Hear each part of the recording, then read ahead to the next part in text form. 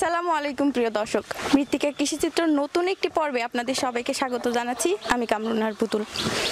দর্শক, যেমনটি আমরা সবাই জানি, পুরো বিশ্বজুড়েই একটি রোগের প্রকোপ দেখা দিয়েছে। সেটি আমরা সবাই জানি নভেল করোনা ভাইরাস নামে।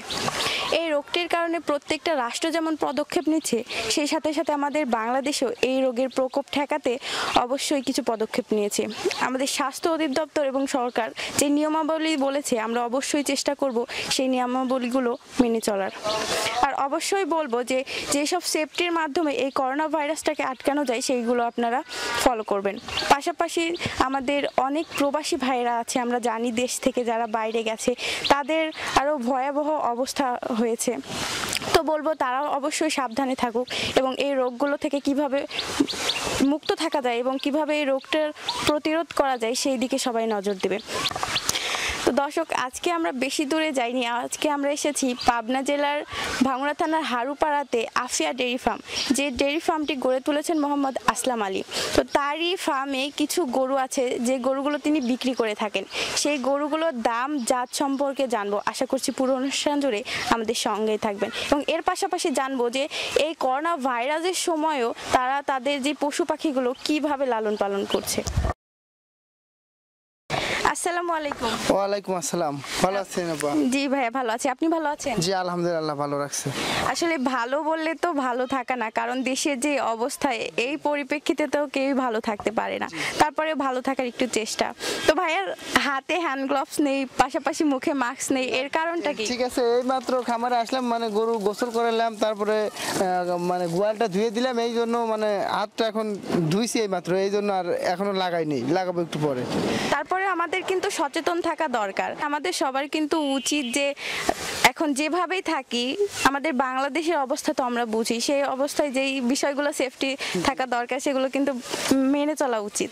আচ্ছা, যাই হোক, ভাইয়ার তো গরু ব্যবসাটা এখন মনে হয় না আগের মতো আছে। না, আগের থেকে অনেক বাজারটা কম, কাস্টমার কম। এখন যাই দুই একটা বেশ বিক্রি করতেছি, ফোনের মাধ্যমে ভিডিও কলে দেখাচ্ছি, দেখা পছন্দ করতেছে, দাম দর ঠিক হচ্ছে, টাকা ব্যাংকে লাগাচ্ছে, মানে পৌঁছায় দিচ্ছি।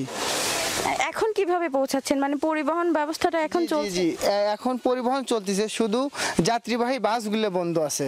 কাঁচামালের গাড়ি, তারপরে আপনার মাছের গাড়ি, খোলবুসি গাড়ি, এইসব গাড়িগুলো তো চলতেছে। শুধু এক দেশের মানুষ, এক দেশে মানে এক এলাকার মানুষ অন্য এলাকায় যাওয়া যাবে না, এইটা আর কি। কিন্তু এই যে বললেন যে ভিডিও কলের মাধ্যমে, তো আপনার কি মনে হয় যে ভিডিও কলের মাধ্যমে, যে আমরা তো সবাই জানি যে একটা বিশ্বাস নিয়ে মানে কিনতে আসে বা দেখাটা কিন্তু একরকম, আর মানে নিজের চোখে দেখাটা একরকম, আর ফোনে দেখছে, এটাতে কি বিশ্বাস করে কিনছে কেউ?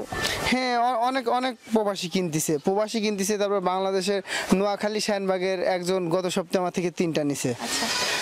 এইবার বিক্রি করতেছি 2-1টা, মানে আগের মতো না, অনেক কম। তো এখন কতগুলো আছে? এখন 21টা আছে গরু। 21টা? জি। এই বড় গাভী নাকি বাচ্চা আছে? জি, বড় গাভী আছে, আর মানে বেশিরভাগই আছে প্রেগনেন্ট। কি জাতের এগুলো ভাইয়া? ফিজিয়ান আছে, জার্সি আছে, হলস্টেইন ফিজিয়ান আছে, এইগুলো আছে আর কি। মোটামুটি সকল জাতি আছে। এগুলো কোথা থেকে সংগ্রহ করলেন? এগুলো আমাদের সব গ্রাম থেকে সংগ্রহ করা। তো এখন তো কোথাও যেতে পারছেন না, তো এখন কিভাবে সংগ্রহ করছেন? আমাদের তো সেরকম শহর এলাকা না, মানে সেরকম আপনার মানে কড়াকড়ি আইনও নাই। আপনার গ্রামে আমরা যাচ্ছি মোটরসাইকেল নিয়ে যা কিনতেছি আর কি, মানে খুব ভয়ে, তারপরে ভয়ে কিনতেছি, হাতে হ্যান্ড গ্লাভস দিয়ে, তারপরে আপনার মুখোশ টুকোশ নিয়ে কিনতেছি আর কি। এটা করবেন না দয়া করে, এটা তো আসলে ঠিক না। সরকার যেটা বলেছে, পেটে খাইবে চাই, কি করবো বলেন, পেটে যেহেতু খাইবে চাই, সরকার কইছে ঘরে আটকে থাকবে, আর থাকবে তো পারি না, পেটে তো খাইবে চাই। ব্যবসা মানে যে টুকটাক করতেছি, এই পর্যন্তই। আচ্ছা ভাই, আমরা আর কথা না বাড়াই, সরকারের কাজ সরকার করুক, আমরা একটু গরুগুলো দেখি। এই যে আমরা সামনে একটি কালো গরু দেখতে পাচ্ছি ভাই, এটা ফিজিয়ান জাতের গরু। ফিজিয়ান গরু? এটা কি প্রেগনেন্ট? জি, এটা প্রেগনেন্ট। কত মাসে? এটা 9 মাস পার হয়েছে, আর মানে 10-12 দিন টাইম আছে বাচ্চা দেওয়ার। বাচ্চা কি প্রথমবারের মতো নাকি? না, দ্বিতীয়বারের মতো বাচ্চা দিবে। দ্বিতীয়বার? তো প্রথমবারে যে রেকর্ডটা ছিল, মানে দুধের রেকর্ডটা, এটা কেমন ছিল? আমি যে জায়গা থেকে সংগ্রহ করছি সেই জায়গার লোক বলছে 12-13 কেজি দুধ হয়েছে, মানে গত বিয়ানে, প্রথম বিয়ানে। এবার কত? এবার আশা করতেছি 15 হবে। 15 লিটার। তো দামটা কেমন চাচ্ছে? এটা দাম চাচ্ছি 1,65,000। 1,65,000। বয়স কত দাঁত? বয়স 4 দাঁত। 4 দাঁত। আচ্ছা, এই যে পাশে একটা লাল গরু দেখতে পাচ্ছি, এটা কি বাচ্চা দিয়েছে? না, এটা বাচ্চা দেয় না। এটা এর আগে একটা বাচ্চা দিছে, এখন 6 মাস প্রেগনেন্ট আছে। 6 মাস প্রেগন্যান্ট আছে। 6 মাস প্রেগনেন্ট, প্লাস এখনো দুধ আছে 3-4 কেজি। 4 কেজির মতো দুধ আছে, সকাল বিকাল দুধ হয় 4 কেজির মতো। আর যখন পুরোপুরি দুধটা দহন করতেন কত লিটার হতো? যখন পুরোপুরি যখন কাস্তির সময় আমি 11 কেজি দুধ পর্যন্ত দহন করছি। আচ্ছা, এটা কি জাত ভাইয়া? এটা মিনি জার্সি বলে। Mini jersey. Mini jersey. বয়স কত দাঁত? 4 দাঁত। কত টাকা হলে বিক্রি করবেন? এটা আপনার দাম যাচ্ছে 1,10,000, মানে চাওয়া দাম।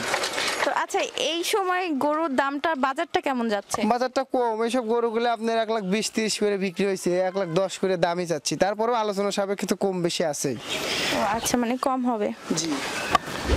বর্তমান আপনাদের মানে আপনারা যারা বিক্রি করেন, আপনাদের যে কথা সেই অনুযায়ী গরুর দাম খুবই কম, কিন্তু যারা কিনছে তাদের কথা যে গরুর দাম খুব বেশি। এই গরুটা যদি আমি 90,000 টাকা দাম চাই, তাও মানে আপনার দর্শক মানে কাস্টমার যে ক্রেতা কি সংগ্রহ করবে, সে তাও বলবে দাম বেশি। আবার এটা যদি 1,40,000 চাই, তাও বলবে দাম বেশি। আমরা প্রথম কথা হচ্ছে, আমরা যদি 1,10,000 দিয়ে কিনে এনে 1,00,000 দাম চাই, তাও মনে করবে মানে কাস্টমার মনে করবে আসলে বেশি চায়। আচ্ছা ভাই, যে আমরা ওই পাশে আরেকটা লাল গরু দেখতে পাচ্ছি, এটাও কি জার্সি? জি, এটাও মিনি জার্সি। মিনি জার্সি না? এটা প্রেগন্যান্ট? জি, এটা 8 মাসের প্রেগন্যান্ট আছে। কত দাঁত বয়স? 6 দাঁত। 6 দাঁত। জি। মানে দ্বিতীয়বার, তাই না? না, এর আগে 2টা দিছে, এটা 3 নাম্বার বাচ্চা দিবে। ও আচ্ছা, তো এটার জন্য দাম কেমন চাচ্ছেন? এটা দাম চাচ্ছি 1,60,000 টাকা। 1,60,000 টাকা। আর এই যে এই পাশে দেখতে পাচ্ছি আরেকটা লাল গরু, এটা 5 মাস প্রেগনেন্ট আছে। 5 মাস প্রেগন্যান্ট। আচ্ছা, এটাও কি জার্সি? না, এটা জার্সি না, এটা শাহিওয়াল। ওই যে লাভি আছে। ও আচ্ছা, তো এটা যেটা লাভি আছে, চোট আছে, এটা শাহিয়াল বলে। এটা শাহিয়াল জাতের গাভী। এটা ক্রস করা তো আমার মনে হয়। জি জি, শাহিয়ালের সাথে করস আছে, আচ্ছা। অরিজিনাল শাহিয়াল না। তো প্রেগন্যান্ট এটা? জি, 6 মাসের প্রেগনেন্ট। এর আগে কয়টা বাচ্চা দিয়েছে? এর আগে একটা বাচ্চা দিছে। তো এবার কত লিটার দুধ আশা করছেন? এবার 13-14 কেজি আশা করতেছি, হতে পারে, আল্লাহ যদি দেয় হতে পারে। আচ্ছা, তো কত টাকা হলে বিক্রি করবেন? এর দাম চাচ্ছে 1,30,000 টাকা। 1,30,000 টাকা। আর ভাই, এই যে এই লাল গরুটা? এটা বড় জার্সি বলে। আচ্ছা, মিনি জার্সি বড় জার্সি, এটাকে মানে কেন বলেন? এটা যেটা মিনি জার্সি ওইটা আকারে ছোট হয়, আর যেটা বড় জার্সি ওইটা অনেক বড় হয়। এটা মানে করাসের কারণে বড় হয়। আচ্ছা, মানে আপনি যে গঠনের গরুর সাথে এই ব্রিডটা ক্রস করছেন, সেই গরুর গঠন অনুযায়ী বাচ্চাটা হচ্ছে। আচ্ছা, তো এটা প্রেগনেন্ট? জি, এটাও প্রেগনেন্ট। কত মাসে? এটা 8.5 মাস প্রেগনেন্ট। 8.5 মাস। প্রথমবার নাকি দ্বিতীয়বার? প্রথমবার। প্রথমবার। তো কত টাকা হলে বিক্রি করবেন? এটা আপনার দাম চাচ্ছি 1,70,000 টাকা, চাওয়া দাম। 1,70,000 টাকা। কয় দাঁত বয়স? 2 দাঁত। 2 দাঁত। জি। আচ্ছা, এই পাশে একটা গরু দেখতে পাচ্ছি, গরুটা মানে খুব একটা বড় না। এই গরুটা তো ফ্রিজিয়ান? জি, এই গোটা ফিজিয়ান বাচ্চা দিছে আজকে 4 দিন ধরে। ওই যে আমরা যে বাচ্চাটা দেখতে পেলাম ওইটা? জি জি। আচ্ছা, কি বাচ্চা দিয়েছে? এটা ষাঁড় বাচ্চা হয়েছে। ও আচ্ছা, এখন দুধটা কেমন পাচ্ছেন? আজকে 4 দিন ধরে বাচ্চা দিছে, আজকে 6 কেজি হয়েছিল সকালে।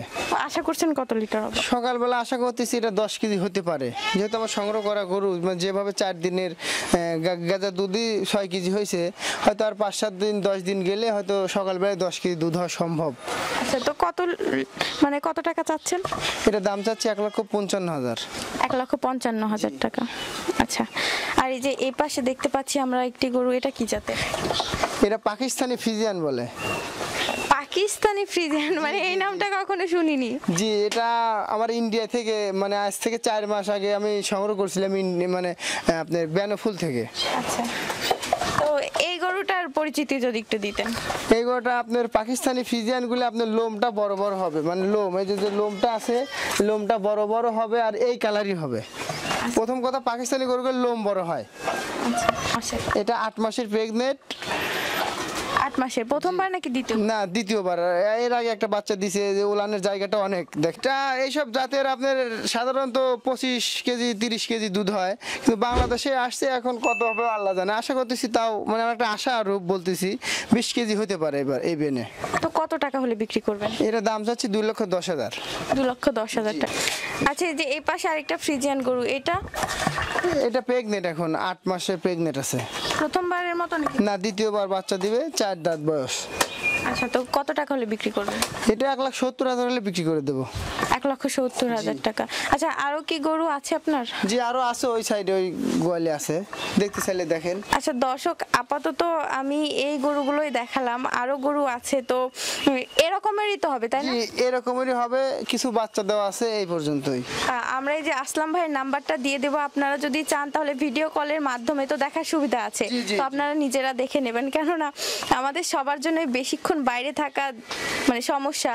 আর এখন আপনারা আমাকে প্রশ্ন করতে পারেন যে আমি কেন বাইরে এসেছি। ভেবেছিলাম যে যতদিন পর্যন্ত লকডাউন থাকবে আমরা কেউ বাড়ি থেকে বের হব না, কিন্তু অনেক দিন ধরে আপনাদেরকে কোনো ভিডিও আপলোড করা হয়নি আর আপনারা দেখতে পাননি, তো আমার মনে হলো যে আজকে একটু বের হয়ে একটু কাজ করি। তো আমি আমার সব রকম সেফটি নিয়েই বের হয়েছি, বা এখানে আসা অবধিও যতটুকু সেফটি দরকার সেগুলো আমি সবগুলোই ভালো মতো পরিপূর্ণ করেছি। আর আরেকটি কথা বলবো যে আমি কিন্তু গ্রামের বাইরে যাইনি, আমার এলাকাতেই এই খামারটি এবং এই এলাকাতেই দেখানোর চেষ্টা করেছি। আপনাদের প্রতি অনুরোধ যে আপনারা নিজের এলাকায় থাকুন, নিজের বাড়িতে থাকুন, আর যতটুকুন সম্ভব নিজেদের সেফটি নিজেরাই বজায় রাখুন। তো দর্শক, এখানে আজকের মতো বিদায় নিচ্ছি, আবারও যদি সুস্থ থাকি ভালো থাকি তো আপনাদের সামনে ফিরে আসবো। ততক্ষণ পর্যন্ত সবাই ভালো থাকুন, সবাইকে ধন্যবাদ।